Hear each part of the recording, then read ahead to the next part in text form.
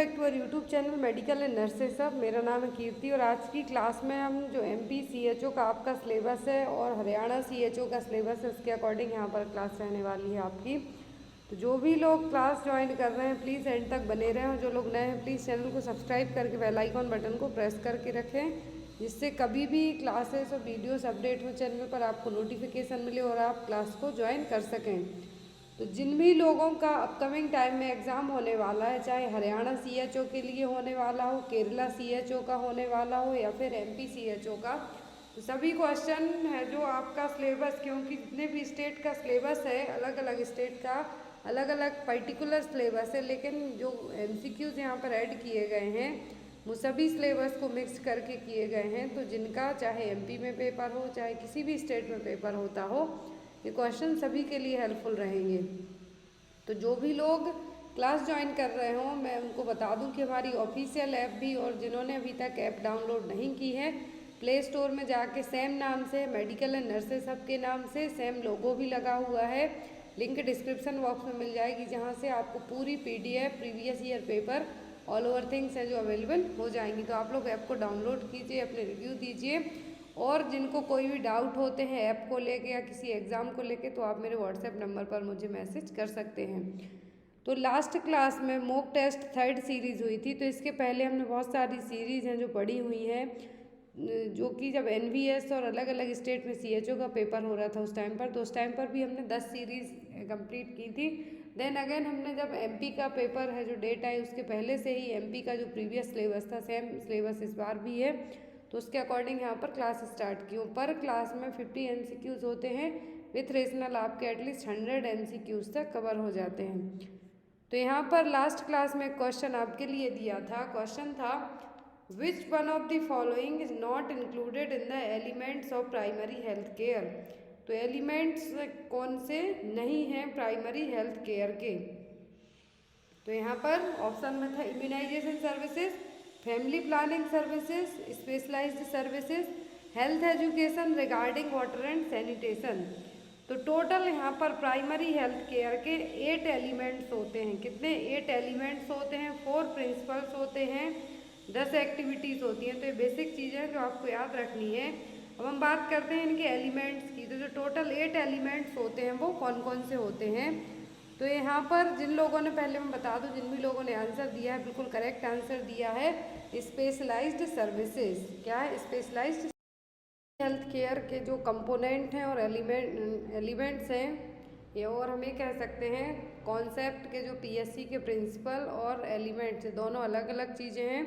यदि एलिमेंट्स पूछे जाते हैं तो टोटल 8 एलिमेंट्स होते हैं।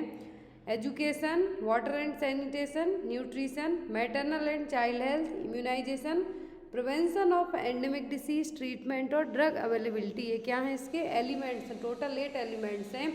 यदि प्रिंसिपल पूछे जाते हैं तो कई किसी बुक्स में 4 बताए जाते हैं, बट जो पर्टिकुलर 5 प्रिंसिपल होंगे, equitable distribution, community involvement, focus on prevention, appropriate technology and multi sectoral approach.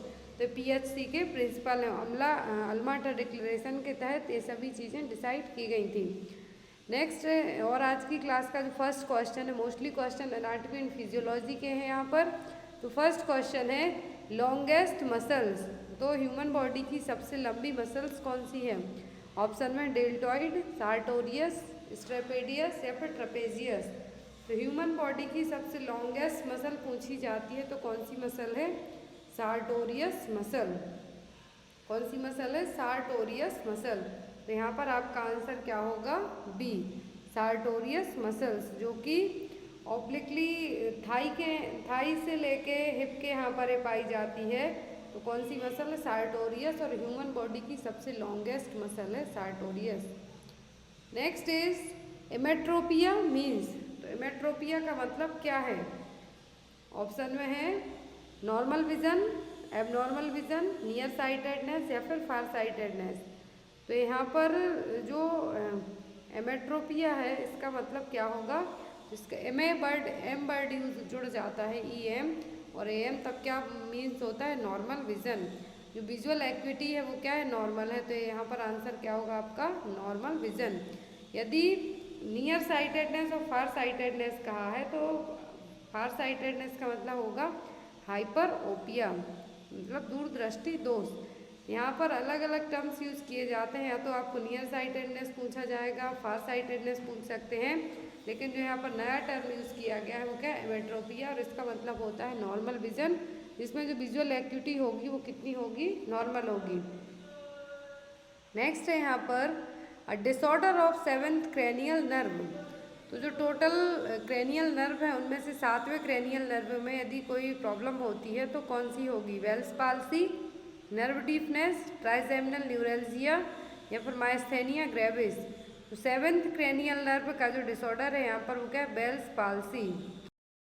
Cranial nerve कौन सी है, तो वो फेशियल पैरालिसिस और बेल्स पाल्सी किसके कारण होगा, 7th क्रेनियल नर्व में प्रॉब्लम के कारण। और यहाँ पर जो टोटल 12 क्रेनियल नर्व हैं, फर्स्ट है olfactory, optic, oculomotor, trochlear, trigeminal, abducens, facial, vestibulocochlear, glossopharyngeal, vagus, spinal accessory और हाइपोग्लोसल। तो टोटल कितनी क्रेनियल नर्व हैं, 12 पेयर ऑफ क्रेनियल नर्व हैं। तो यहाँ पर आपको इनके नाम याद रखने हैं और इनके फंक्शन याद रखने हैं। नेक्स्ट है यहाँ पर When a patient has an episode of epistaxis, which of the following action would a nurse do first? तो यदि किसी पेशेंट को epistaxis that means nose bleeding हो रही है तो एज अ नर्स आपकी फर्स्ट एक्शन क्या होगी? ऑप्शन में है applying ice to the back of the patient's neck, tipping the patient backward and encourage the swallowing, determining the if the patient has a history of hypertension, और last option है having the patient lean forward and pinch the nose. तो यदि epistaxis nose bleeding का patient है तो जो आपकी first priority होती है पेशेंट को लीन फॉरवर्ड लिटा के, सीधा लिटा के और नोज को पिंच करके रखना है। तो यहाँ पर आपका आंसर क्या होगा, डी। या फिर एग्जाम में पोजीशन भी पूछते हैं, कौन सी पोजीशन में बिठा सकते हैं पेशेंट को, कौन सी पोजीशन दे सकते हैं एपिस्टैक्सिस के पेशेंट को ब्लीडिंग को प्रिवेंट करने के लिए। तो क्या है, लीन फॉरवर्ड या फिर सिटिंग पोजीशन में देके क्या करना है, नोज को पिंच करना है। Next is the recommended maximum noise level of human being. तो ह्यूमन बीइंग के लिए नॉर्मली रिकमेंडेड जो नॉइज़ है, शोर है, वो कितना है, और जो नॉइस लेवल है इसको डेसिबल में है जो कैलकुलेट किया जाता है, मापा जाता है। ऑप्शन में 85 डेसिबल, 100 डेसिबल, 110 डेसिबल या फिर 160 डेसिबल। तो ह्यूमन बीइंग में जो मैक्सिमम नॉइस लेवल पूछा गया है तो वो होता है 85 decibel. Next is which of the following is a major side effect of typical antipsychotics. तो जो टिपिकल एंटीसाइकोटिक्स ड्रग होंगी उनका यहाँ पर एक मेजर साइड इफेक्ट क्या होगा। ऑप्शन में है यहाँ पर tardive dyskinesia, thyroid abnormality, weight gain या फिर हेडेक। तो यहाँ पर जो मेजर साइड इफेक्ट कहा है एंटीसाइकोटिक मेडिसिन का वो क्या है, टायरोइड डिस्काइनेसिया, जो कि जनरली नर्वस सिस्टम को अफेक्ट करेगा। यदि आप लॉन्ग टर्म तक साइकेट्रिक ड्रग्स लेंगे, एंटीसाइकोटिक्स मेडिसिन लेंगे तो ये आपके नर्वस सिस्टम को अफेक्ट करेगा, जिसमें आपकी बॉडी का जो पोस्चर है, जो बैलेंस है, वो भी बिगड़ेगा। तो यहाँ पर जो जनरली इस जो ड्रग है यदि यहाँ पर आपको डायरेक्ट कहते हैं कि टिपिकल एंटीसाइकोटिक का मेजर साइड इफेक्ट तो टायरोइड डिस्काइनेसिया, बट यदि मेडिसिन के नाम देते हैं तो आपको 8 से 10 जो एंटीसाइकोटिक ड्रग है उनके नाम याद रखने हैं। क्लोरप्रोमाजिन, फ्लूफेनाजिन, हेलोपेरिडोल, फिनार्फिजिन, थायरोडिजाजोल या फिर ट्राइफ्लूपैराजिन। तो ये सब क्या है, एंटीसाइकोटिक्स ड्रग्स हैं जिनके कारण ये सिचुएशन डेवलप होगी या फिर इनका एक साइड इफेक्ट हो सकता है tardive dyskinesia. Next is when developing a teaching plan for a client who is 8 weeks pregnant, which of the following food would nurse suggest to meet the client's need for increased folic acid. तो folic acid को बढ़ाना है हमें, pregnant है client, 8 weeks pregnant है, that means 2 month, and यहाँ पर हमें उसके लिए फॉलिक एसिड के सप्लीमेंट्स को बढ़ाने का काम करना है। तो आप डाइट में क्या है जो शामिल करने को कहेंगे। ऑप्शन में स्पाइनच, बनाना, सी फूड्स या फिर योगर्ट। तो यहाँ पर फॉलिक एसिड को बढ़ाने के लिए कहा जा रहा है तो क्या होगा, spinach. Next is occupational disease caused by coal dust. Coal, जो भी लोग कोल फैक्ट्रीज में कोयले की खदानों में काम करते हैं उनके लिए कोल डस्ट के कारण होने वाली है ऑक्यूपेशनल डिसीज कौन सी है? ऑप्शन में एंथ्राकोसिस, सिलिकोसिस, एब्स्टोसिस या फिर बैगोसिस। तो जो ऑक्यूपेशनल डिसीज है कोल डस्ट के कारण हो रही है तो क्या है? एंथ्राकोसिस। क्या है? Anthracosis. Next is collection of pus in plural cavities. तो जो प्लूरल कैविटी है वहाँ पर यदि पस का कलेक्शन होता है, लंग्स को कवर करने वाली लेयर है जो प्लूरा, तो वहाँ पर यदि पस का कलेक्शन होता है तो उसके लिए क्या कहा जाता है? एम्पाइमा। क्या कहा जाएगा? Empyema. Next is Rovsing sign seen in the. तो रॉब्सिंग साइन किस में देखने को मिलेंगे? ऑप्शन में है कोलिसिस्टाइटिस, अपेंडिसाइटिस, पैंक्रेटाइटिस या फिर गैस्ट्राइटिस। तो रॉब्सिंग साइन भी एग्जाम में आपको आते हैं। तो जो रॉब्सिंग साइन है किस में देखने को मिलेंगे? रॉब्सिंग साइन देखने को मिलते हैं जो अक्यूट अपेंडिसाइटिस के पेशेंट होते हैं उनमें। किनमें? अक्यूट अपेंडिसाइटिस के पेशेंट में देखने को मिलेगा रॉब्सिक साइन। जो राइट लोअर क्वाड्रेंट, वहाँ पर जब आप पाल्पेट करेंगे तो लेफ्ट लोअर क्वाड्रेंट में आपको पेन फील होगा, उसके लिए क्या कहा? रॉब्सिंग साइन। जब आप राइट लोअर क्वाड्रेंट के यहाँ पर टच करते हैं तो जो पेन है लेफ्ट लोअर क्वाड्रेंट की तरफ फील होगा पाल्पेशन के टाइम पर, इसके लिए क्या टर्म यूज़ किया गया? Rovsing's sign. और जनरली एक्यूट अपेंडिसाइटिस के केसेस में देखने को मिलेगा।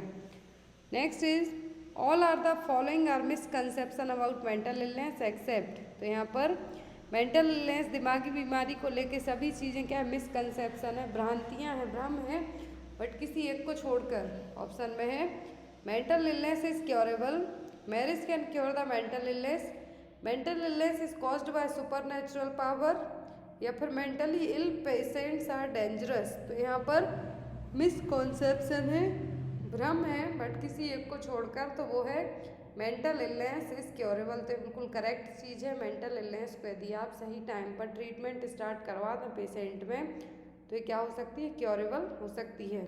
बट यहाँ पर जो भ्रम है, मिसकॉन्सेप्शन है, तो क्या है कि एक मैरिज से ठीक हो सकती है। गांव में आपने देखा होगा कि किसी को भी यदि कुछ दिमागी प्रॉब्लम है तो शादी करवा दो, लोग कहते हैं ठीक हो जाएगा। कुछ कहेंगे कि इसको भूत प्रेत लगे हैं तो नेचुरल पावर कहने लगेंगे। और लास्ट आता है डेंजरस। तो मेंटली इल पेशेंट कैसे होंगे? डेंजरस होंगे। तो यहाँ पर ये सभी क्या है? भ्रम है, बट किसी एक को छोड़कर तो mental illness is curable. Next one is isolation of well person for a period of time equal to the longest incubation period of disease. तो यदि कोई पर्सन बिल्कुल हेल्दी है, स्वस्थ है, उसको एक टाइम तक, जब तक उस डिसीज़ का इंक्यूबेशन पीरियड ख़त्म ना हो जाए, उस टाइम तक आइसोलेट करके रखा जाता है। तो उसके लिए क्या टर्म है जो यूज़ होगा? क्वारंटाइन, आइसोलेशन, रिवर्स आइसोलेशन या फिर कंटामिनेशन। तो यदि कोई पर्सन हेल्दी है, स्वस्थ है, और उसको भी यदि दूसरे लोगों से सेपरेट करके रखा जाता है कुछ टाइम के लिए, जब तक उस डिसीज़ के साइन सिम्टम्स का जो इंक्यूबेशनल पीरियड होता है तब तक, तो वो क्या है? Quarantine. Next is when assessing a 34-year-old multi-gravida client at 34 weeks, gestational experience moderate vaginal bleeding, which of the following would most likely alert the nurse that placenta previa is present? बहुत easy question है कि 34 weeks pregnant gestational mother को 34 year as भी है उसकी, कहाँ पर लाया गया है? हॉस्पिटल में लाया गया, उसको मॉडरेट वेजाइनल ब्लीडिंग हो रही है। तो एज अ नर्स आपकी फर्स्ट प्रायोरिटी क्या होगी? या फिर ये कह सकते हैं कि इनमें से कौन सा साइन है जो कि प्लेसेंटा प्रीविया का साइन है? इसकी प्रेगनेंसी है, 34 वीक्स ओल्ड भी है लेडी, और यहाँ पर आपको साइन फाइंड आउट करना है प्लेसेंटा प्रीविया का कौन सा साइन है। तो ऑप्शन में painless vaginal bleeding, uterine tetany, intermittent pain with spotting या फिर dull lower back pain. Placenta previa का जो मोस्ट इम्पॉर्टेंट साइन है वो होता है पेनलेस वेजाइनल ब्लीडिंग, बिना किसी पेन के वेजाइनल ब्लीडिंग का होना। तो क्या प्लेसेंटा प्रीविया के साइन है। Next is tarry stool is evidence of. Tarry stool और मेलेना जो वर्ड यूज़ किया जाता है, तो टेरी स्टूल कब देखने को मिलेगा? गैस्ट्रोइंटेस्टाइनल हेमरेज में, हेमरॉइड्स में, एनल फिशर में या फिर इंटेस्टाइनल ऑब्स्ट्रक्शन में। तो टेरी स्टूल है, या फिर हम इसको मेलेना वर्ड भी यूज़ कर सकते हैं। तो कब देखने को मिलेगा? जीआई ट्रैक्ट में किसी भी तरीके की ब्लीडिंग और हेमरेज के कारण। तो यहाँ पर आंसर होगा आपका ए। गैस्ट्रोइंटेस्टाइनल हेमरेज और ब्लीडिंग के कारण है तो स्मॉल इंटेस्टाइन में हो सकता है, किसी भी पार्ट में हो सकता है जीआई ट्रैक्ट के। तो उसके लिए जब जो स्टूल देखेंगे हम, जो फीकल मटेरियल होगा कैसा होगा, टेरी कलर का होगा, या फिर दूसरा वर्ड यूज़ करेंगे तो कैसा होगा, मेलेना, जिसमें ब्लड मिक्स रहेगा स्टूल के साथ। Next is which of the following is not indirect mode of transmission of disease. तो इनमें से कौन सा है जो डिसीज का इनडायरेक्ट मोड ऑफ ट्रांसमिशन नहीं है। Vehicle born, vector borne, droplet infection, unclean hand and fingers. तो यहाँ पर इनडायरेक्ट मोड है, सॉरी नॉट इनडायरेक्ट मोड, मतलब सभी डायरेक्ट मोड हैं, एक इनडायरेक्ट मोड नहीं है। तो यहाँ पर नॉट अ इनडायरेक्ट मोड, तो वो है यहाँ पर ड्रॉपलेट इन्फेक्शन, क्योंकि ड्रॉपलेट इन्फेक्शन है जो कि डायरेक्ट ट्रांसमिशन का मोड है। तो यहाँ पर आपका आंसर होगा सी। बाकी इनडायरेक्ट है व्हीकल बॉर्न, वेक्टर बॉर्न और अनक्लीन हैंड एंड फिंगर से सब क्या है, इनडायरेक्ट हैं। बट यहाँ पर जो डायरेक्ट मोड है वो क्या है, droplet infection. Next is a priority nursing intervention for the care of terminally ill patient diagnosed with metastatic cancer. तो यदि टर्मिनली इल पेशेंट है, उसको मेटास्टैटिक कैंसर है जो डायग्नोस हुआ है, मतलब पूरी बॉडी में फैलने वाला कैंसर है जो डायग्नोस हुआ है, तब क्या करेंगे आप। Maintaining bowel function, elevating and relieving the pain, preventing respiratory arrest, managing the chemotherapy. तो इस टाइप के पेशेंट में, टर्मिनली इल पेशेंट की आप केयर करते हैं, मेटास्टैटिक कैंसर डायग्नोस हुआ है, तो आपकी फर्स्ट प्रायोरिटी क्या होगी, elevating and relieving the pain. Pain को रिलीव करने का काम है जो आप सबसे पहले करेंगे। Next is RHOD immunoglobulin is prescribed for a client before she is discharge after a spontaneous abortion. तो यदि एक क्लाइंट है, उसका स्पॉन्टेनियस अबॉर्शन हुआ है, आफ्टर दैट उसको RHOD इम्यूनोग्लोबुलिन इंजेक्ट की जानी है डिस्चार्ज के टाइम पर। Nurse instruct the client that the drug is use to prevent which of the following. तो RHOD जो इम्यूनोग्लोबुलिन दिया जाना है पेशेंट के लिए स्पॉन्टेनियस अबॉर्शन के बाद, तो ये एक्शन क्या होगा इसका RHOD का। ऑप्शन में development of a future RH positive fetus, an antibody response to RH negative blood, a future pregnancy resulting in abortion, development of RH positive antibodies. तो वो जो मदर है उसके लिए इम्यूनोग्लोबुलिन दिया गया है, किसके लिए कि development of RH positive antibodies, in antibodies का प्रोडक्शन ना हो। Next is in ट्रियाज orange colour code indicates. तो ट्रियाज में ऑरेंज कलर कोड का मतलब क्या है। तो यहाँ पर ऑप्शन में critically ill and need immediately, और यहाँ पर यदि RH एंटीबॉडी पूंछ से कब इंजेक्ट की जाती है, तो डिलीवरी से लेकर विदिन 72 आवर तक है जो इसको इंजेक्ट किया जाता है। Next is in ट्रियाज orange colour code indicates. तो ट्रियाज में यदि ऑरेंज कलर कोड है, इसका मतलब क्या है, critically ill and need immediately care, not an immediate danger but require the care, ambulatory client या फिर एक्सपेक्टेड टू डाई। यदि ऑरेंज कलर कोड ट्रियाज में दिखाया जा रहा है, तब इसका मतलब क्या होगा कि पेशेंट को क्या है, बहुत ही जल्दी और तुरंत है जो हेल्प की ज़रूरत है। तो आंसर होगा critically and need immediately care. Next is the prevention of the emergency और development of risk factor in countries और population groups in which they have not appeared is which prevention. तो यहाँ पर एक प्रिवेंशन करना है हमें किसी भी इमरजेंसी और रिस्क फैक्टर्स को लेके। देश में पॉपुलेशन को लेके बहुत सारी पॉपुलेशन है, लेकिन वहाँ पर किसी भी तरीके की डिसीज़ नहीं, बट हम उसको पहले से ही प्रिवेंट करने के लिए रेडी हैं। तो क्या है, primary prevention, secondary prevention, tertiary prevention या फिर प्रीमॉर्डियल प्रिवेंशन। तो जो इस टाइप का प्रिवेंशन है जिसमें डिसीज़ नहीं है लेकिन उसके पहले ही सभी प्रिकॉशंस बरते जा रहे हैं, तो क्या है, primordial prevention. Next is risus sardonicus is seen in. Risus sardonicus किस में देखने को मिलेगा, एक साइन है ये। ऑप्शन में मीजल्स, पोलियोमाइलाइटिस, स्मॉल पॉक्स या फिर टिटनस। तो जो राइसस सार्डोनिकस है साइन देखने को मिलता है टिटनस के पेशेंट में। किसमें, टिटनस के पेशेंट में। Next is During the first year of life, the infants experience rapid period of growth and development.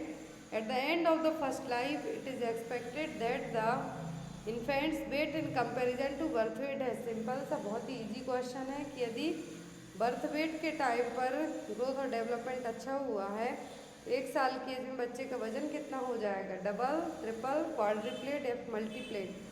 तो यहाँ पर यदि डबल पूछते हैं बच्चे का बर्थ वेट तो हो जाता है 5 to 6 मंथ में। यदि यहाँ पर कहा है कि फर्स्ट ईयर में पूछा है तो वो 1 साल में कितना हो जाता है, 3 गुना। यहाँ पर आपका आंसर क्या होगा, triple. Next is in case screening questionnaire that is best use by nurse with the client who is abusing. तो केज क्वेश्चन आयर किया जाता है किन पेशेंट्स में, एक केज क्वेश्चन आयर किया जाता है एल्कोहलिक में, मल्टीपल ड्रग्स में, हेलुसिनेशन में या फिर ओपिएट्स में। तो जो भी पेशेंट शराब पीते हैं उनके लिए केज क्वेश्चनर अपनाया जाता है। उनको खड़ा करके उनका बॉडी का जो बैलेंस है, पोस्चर है, वो चेक किया जाता है। तो क्या केज क्वेश्चनर एल्कोहलिक पेशेंट की स्क्रीनिंग के लिए इसको यूज़ किया जाता है। Next is gonorrhoea as a disease transmitted through. Gonorrhoea एक डिसीज है, किसके थ्रू ट्रांसमिट होगी, food, needle prick, blood transfusion या फिर सेक्सुअली। तो जो गोनोरिया है एक डिसीज़ है, नेसीरिया गोनोरिया के थ्रू होने वाली डिसीज़। तो ये किसके थ्रू होगी, सेक्सुअली, क्योंकि ये सेक्सुअली ट्रांसमिटेड डिसीज़ का एक एग्जाम्पल है। पॉजिटिव एजेंट है नेसीरिया गोनोरिया और किससे ट्रांसमिट होगी, सेक्स के द्वारा, sexually. Next is most common cause of blindness in India is. Bharat में सबसे ज़्यादा ब्लाइंडनेस किसके कारण होती है, ऑप्शन में cataract, glaucoma, vitamin A deficiency या फिर रिफ्रैक्टिव इंडेक्स। तो ये सबको पता है कि इंडिया में सबसे ज़्यादा है जो ब्लाइंडनेस, अंधापन है, किसके कारण होता है, कैटरेक्ट के कारण। Next is the reference protein is. तो रेफरेंस प्रोटीन कौन कौन से हैं, ऑप्शन में है एग, मिल्क, मीट या फिर फिश। तो रेफरेंस प्रोटीन कहलाएंगे egg. Next is the amount of protein required by an adult male is gram per protein पर केजी पर बॉडी वेट। तो कितने प्रोटीन की ज़रूरत पड़ेगी एक इंडियन एडल्ट मेल के लिए, तो पड़ेगी 1 ग्राम प्रोटीन पर केजी बॉडी वेट। जितना बॉडी वेट है उतना ग्राम प्रोटीन की ज़रूरत पड़ेगी। तो यहाँ पर जो राइट आंसर है वो क्या होगा, 1 ग्राम प्रोटीन पर KG body weight. Next is streptococcal throat infection later can lead to. जो स्ट्रेप्टोकोकल थ्रोट इन्फेक्शन होते हैं बाद में क्या कॉज कर सकते हैं, tuberculosis, leprosy, rheumatic heart disease या फिर मलेरिया। तो यदि लॉन्ग टर्म तक आपको फेरेंजाइटिस होती है तो क्या स्ट्रेप्टोकोकल थ्रोट इन्फेक्शन है, बाद में क्या कर सकता है, रूमेटिक हार्ट डिसीज को भी कॉज कर सकता है। Next is risk factor for developing coronary heart disease includes. तो रिस्क फैक्टर क्या है कोरोनरी हार्ट डिसीज को लेके, 2 तरीके के होते हैं, मॉडिफाइबल और नॉन मॉडिफाइबल। तो यहाँ पर ऑप्शन में स्मोकिंग, हाइपरटेंशन, सीरम कोलेस्ट्रॉल या फिर D all of the above. तो जो कोरोनरी हार्ट डिसीज़ है इसको डेवलप करने का रिस्क फैक्टर क्या हो जाएंगे, सभी। बट यदि मॉडिफाइबल और नॉन मॉडिफाइबल रिस्क फैक्टर पूछते हैं तब डिफरेंट होगा। मॉडिफाइबल में ऐसे फैक्टर्स होंगे जिनको हम चेंज कर सकते हैं, नॉन मॉडिफाइबल में हम उनको चेंज नहीं कर सकते हैं। यहाँ पर कोरोनरी हार्ट डिसीज़ के डेवलप होने का चांस क्या है, सभी। Next is which test result should a nurse review to determine if the antibiotic prescribed for the patient will be effective. तो कौन सा टेस्ट है जो किया जाएगा किसी भी पेशेंट को एंटीबायोटिक देने के पहले, जिससे पता चले कि इफेक्टिव है या नहीं। Serological test, sensitivity test, serum osmolarity या फिर सेडिमेंटेशन रेट। तो जो टेस्ट यहाँ पे किया जाएगा एंटीबायोटिक की चेक करने के लिए कि कितने तरीके से काम कर रहा है या नहीं, तो कौन सा टेस्ट होगा, sensitivity test. Next is what is the true about oedema. तो ओडिमा को लेके सही पॉइंट्स क्या है, it is fluid retention of body, affected tissue become swallowing, it is reversible या फिर all of them.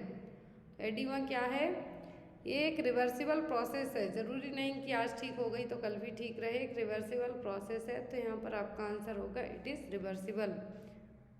Next is what is the main function of liver. तो liver के क्या मेन फंक्शन है, ऑप्शन में है produce the insulin, bile production and excretion, secretion of gastric juice, या फिर ऑल ऑफ देम। तो जो लिवर का मेन फंक्शन होता है बाइल को प्रोड्यूस करके एक्सक्रीट करना, स्टोरेज का काम गॉल ब्लैडर का होता है। यदि मेन फंक्शन पूछते हो ऑप्शन इस तरीके से हो, लीवर क्या करता है, बाइल का प्रोडक्शन करता है और उसको एक्सक्रीट करने का काम भी कौन करता है, liver. Next is what is true about the gall bladder. तो लिवर में गॉल ब्लैडर का क्या हो गया, ऑक्यूमुलेशन हो गया, कलेक्शन हो गया। गॉल ब्लैडर क्या करेगा, ऑप्शन में helps in gaining the weight, produce the insulin, store the bile, या फिर नन ऑफ देम। तो लिवर ने जो बाइल का प्रोडक्शन किया, एक्सक्रीशन हुआ, उसको स्टोर करने के लिए भी ज़रूरत पड़ेगी, तो वो काम कौन करता है, वो काम होगा गॉल ब्लैडर में, storage the bile. Next is normal respiratory rate पर minute for an adult at rest. तो रेस्ट के टाइम पर एक एडल्ट की रेस्पिरेटरी रेट कितनी रहेगी, 12 to 20 ब्रीथ्स, 10 to 14, 10 to 20, या फिर 15 to 25। तो एक एडल्ट पर्सन की नॉर्मल रेस्पिरेटरी रेट होगी पर मिनट के हिसाब से रेस्टिंग पीरियड में 12 से 20, 12 to 20।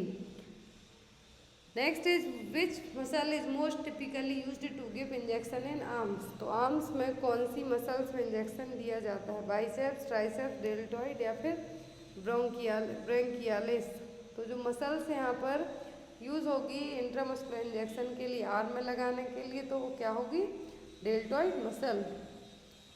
Next is part of eye where image is formed. तो आँखों का कौन सा हिस्सा है जहाँ पर इमेज बनती है, आप जो भी चीज़ें देखते हैं वो, लेंस, कॉर्निया, स्क्लेरा, या फिर रेटिना। तो पार्ट जहाँ पर आँखों में क्या पड़ता है, इमेज बनती है, वो क्या है, retina. Next is which statement is incorrect. कौन सा स्टेटमेंट इनकरेक्ट है, गलत है। ऑप्शन में ossicles are two bones, tympanic membrane is also known as the ear drum, cochlea is the part of the inner ear, pinna is the part of the external ear. तो यहाँ पर आपको incorrect चीज़ बतानी, गलत क्या है। तो टिम्पैनिक मेम्ब्रेन को ईयर ड्रम कहा जाता है, कोक्लिया इनर पार्ट का हिस्सा है जो कि बॉडी बैलेंस में हेल्प करेगा, पिन्ना एक्सटर्नल ईयर का पार्ट है जिसको ईयर लोब भी कह सकते हैं हम।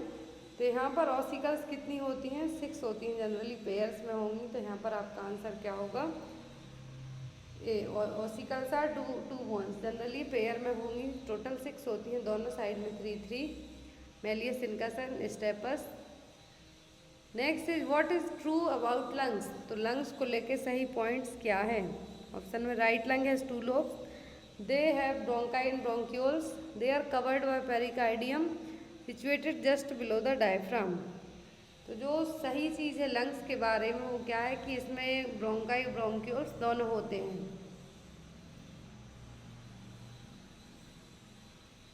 Next is birth in India must be registered with in. तो यहाँ पर मैंने ओनली बर्थ बताया, डेथ भी होता है, और एक्ट आया था 1969 में आया था, 1969 में आया था। उसके अकॉर्डिंग जन्म और मृत्यु कितने दिनों के अंदर रजिस्टर करवा लेनी चाहिए, 7 दिन, 14 दिन, 21 दिन, या फिर 1 मंथ। तो जनरली जो बर्थ और डेथ रजिस्ट्रेशन एक्ट है इसके तहत भारत में जन्म और मृत्यु दोनों 21 दिनों के अंदर रजिस्टर हो जानी चाहिए। Next is which is the first step when caring for bleeding wound. तो यदि आप ब्लीडिंग वुंड की केयर कर रहे हैं तो आपकी फर्स्ट प्रायोरिटी क्या होगी, elevate the wound, apply direct pressure with a clean sterile dressing, apply pressure at the pressure point, या फिर D none of the above. तो यहाँ पर जो स्टेप्स लिए जाएंगे, ब्लीडिंग वुंड की केयर करनी है हमें, क्या होगा कि डायरेक्ट प्रेशर देना है और क्लीन और स्टेराइल ड्रेसिंग से साफ करना है। तो आंसर होगा आपका B, apply the direct pressure with clean और sterile dressing. Next is immediate treatment of ingestion of poisonous subject is. तो यदि किसी ने कुछ भी जहर पी लिया, पॉइजन पी लिया, तो इमीडिएट ट्रीटमेंट क्या होगा, induce the vomiting, administer the diuretics, gastric lavage, या फिर गैस्ट्रिक गैवाज। तो जो यहाँ पर टर्म यूज़ किया जाएगा कि पॉइजनस सब्सटेंस खाया तो हमें उसकी बॉडी को क्या करना है, खाली करवाना है, स्पेशली स्टमक को। तो क्या किया जाएगा, गैस्ट्रिक लेवाज है जो दिया जाएगा। Next is which of the following is not a type of wound. तो इनमें से वुंड का टाइप कौन सा नहीं है, अल्सर, कंट्यूजन, पंचर, या फिर लैसरेशन। तो सभी टाइप है बट किसी एक को छोड़कर, तो वो क्या है, अल्सर। अल्सर वुंड का पार्ट नहीं है। बाकी कंट्यूजन और पंचर और लेसरेशन ये सभी क्या है, वुंड का हिस्सा हैं, एक तरीके के टाइप हैं। Next is which method is used to sterile the surgical dressing. तो सर्जिकल ड्रेसिंग को स्टेराइल करने के लिए कौन सी मेथड यूज़ की जाती है? ड्राई हीट से स्टेरलाइजेशन, पास्चराइजेशन, ऑटोक्लेविंग या फिर बॉइलिंग। तो सर्जिकल ड्रेसिंग को डिसइंफेक्ट करने के लिए जो स्टेराइल मेथड अप्लाई जाएगी वो होगी ऑटोक्लेविंग। कौन सी होगी? Autoclaving. Next is in dots streptomycin is given by which route. Dots therapy में स्ट्रेप्टोमाइसिन किस रूट से दी जाती है?